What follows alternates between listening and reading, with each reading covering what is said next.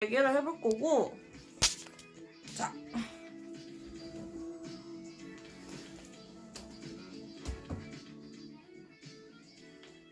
네.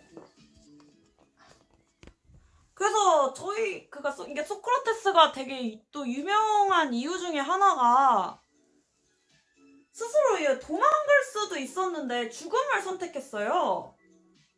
이게 되게 이 소크라테스가 재판 받은 것도 보면은 되게 논란이 약간 있어요. 이 부분에 대해서. 그러니까 소크라테스가 애초에 왜 사형 선고까지 받게 됐나? 이 부분을 좀 살펴봐야 돼요. 네, 그러니까 이게 사형 선고를 받은 건데, 그쵸? 아테네 이제 그 투표 때문인데, 이게 약간 소크라테스가 사형 선고를 받은 약간 이유들이 어떻게 보면은 되게 황당한 이유라고 지금 치부될 수가 있는데, 되게 막 이렇게 젊은이들에게 뭔가 되게 잘못된 약간 신을 부정하게 하고 그리스의 신을 부정하게 하고 뭔가 잘못된 사상을 주입시키고 위험한 사상을 주입시킨다. 뭐 이제 이런 제목들 때문에 사형 선고를 받았어요. 그런데 사실은 이게 어떻게 보면 되게 좀 정치적 보복이라고 해야 하나? 왜냐면 이제 그 당시 이제 소크라테스의 그 제자들 중에 뭔가 폭군들이 있었고 약간 이렇게 배신하고 폭군 짓을 하고 약간 위험한 제자들이 있긴 있었다고 합니다. 그래서 그게 뭐 2명 유명한 사람들이 있는데 크리티아스가 있고요.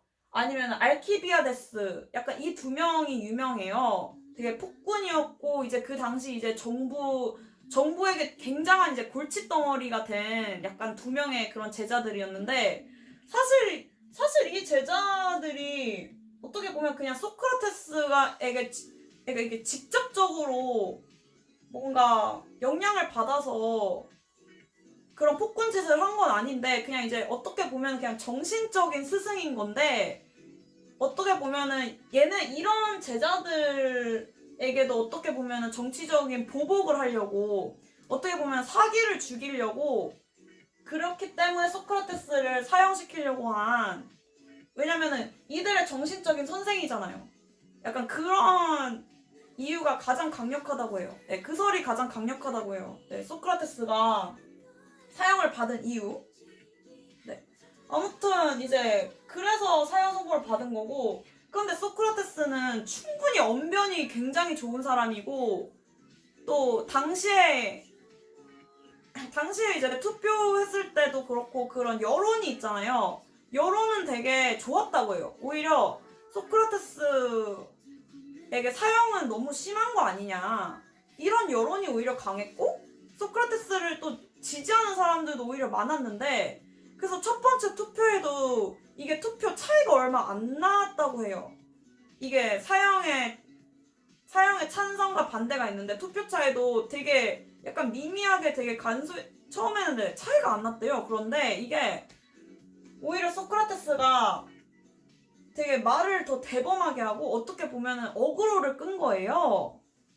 네.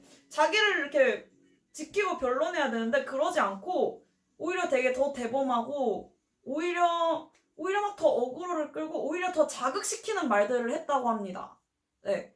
그래서 그것 때문에 이 투표하는 사람들이 오히려 더 막 화가 나가지고 오히려 더 이제 이걸 찬성 이게 사형시키자 이렇게 돼버렸다고 해요. 그런데 이제 또 그것도 웃긴데 이 크리톤이라는 책을 보면은 크리톤이 소크라테스를 이제 탈출시키려고 다 준비를 했다고 해요.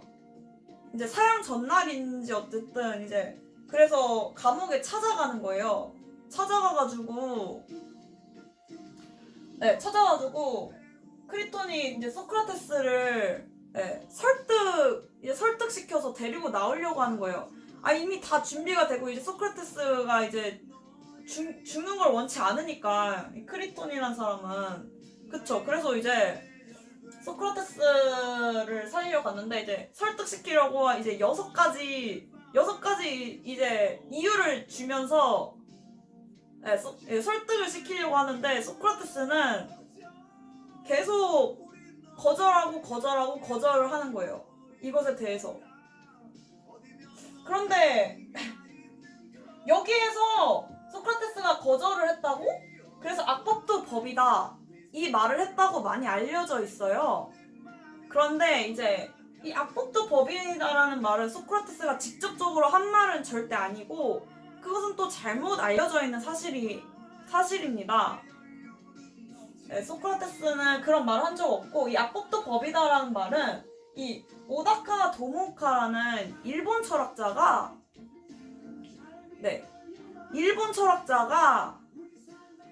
한 말이고 이 말은 이런 식민 정치하는 것을 정당화하기 위해서 이런 말을 했다고 해요.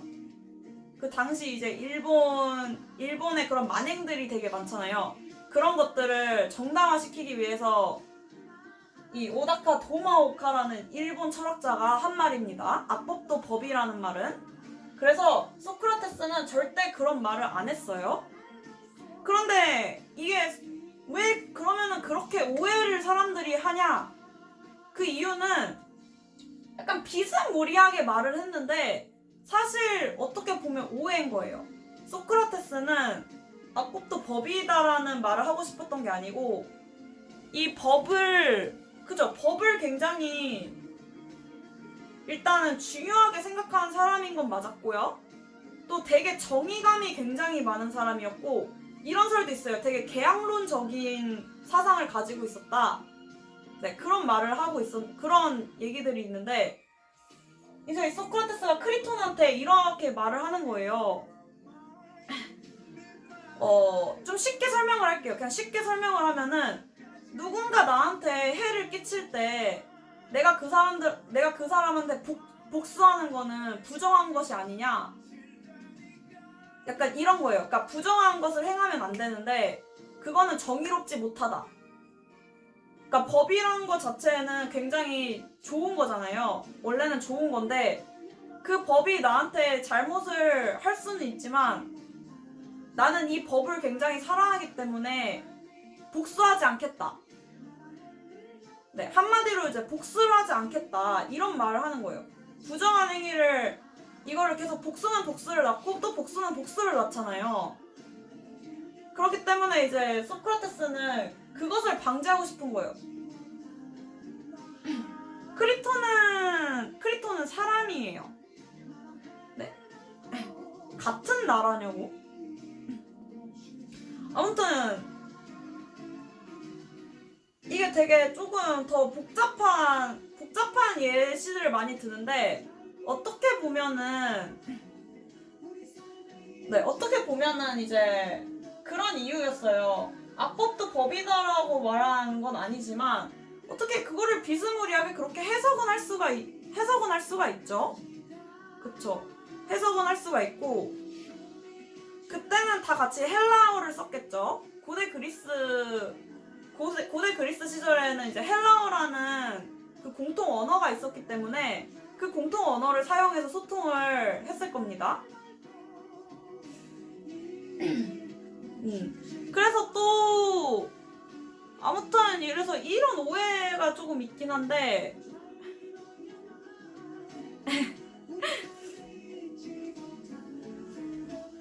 또 이 위에 제가 여기